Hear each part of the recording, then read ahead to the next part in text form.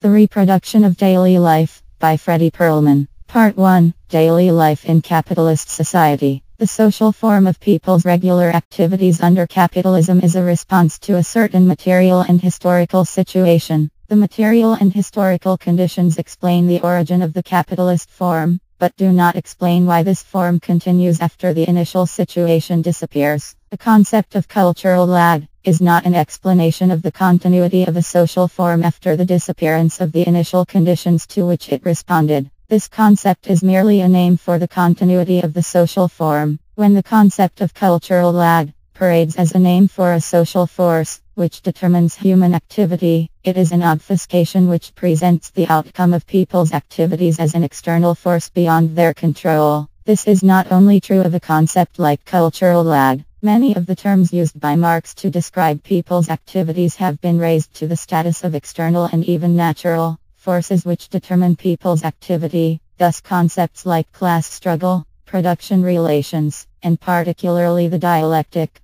play the same role in the theories of some Marxists that original sin, fate, and the hand of destiny played in the theories of medieval mystifiers. In the performance of their daily activities, the members of capitalist society simultaneously carry out two processes. They reproduce the form of their activities, and they eliminate the material conditions to which this form of activity initially responded. But they do not know they carry out these processes. Their own activities are not transparent to them. They are under the illusion that their activities are responses to natural conditions beyond their control and do not see that they are themselves authors of those conditions. The task of capitalist ideology is to maintain the veil which keeps people from seeing that their own activities reproduce the form of their daily life. The task of critical theory is to unveil the activities of daily life, to render them transparent, to make the reproduction of the social form of capitalist activity visible within people's daily activities. Under capitalism, daily life consists of related activities which reproduce and expand the capitalist form of social activity. The sale of labor time for a price a wage, the embodiment of labor time in commodities saleable goods, both tangible and intangible, the consumption of tangible and intangible commodities such as consumer goods and spectacles. These activities which characterize daily life under capitalism are not manifestations of human nature, nor are they imposed on men by forces beyond their control. If it is held that man is by nature an uninventive tribesman and an inventive businessman, a submissive slave and a proud craftsman, an independent hunter and a dependent wage worker, then either man's nature is an empty concept, or man's nature depends on material and historical conditions, and is in fact a response to those conditions.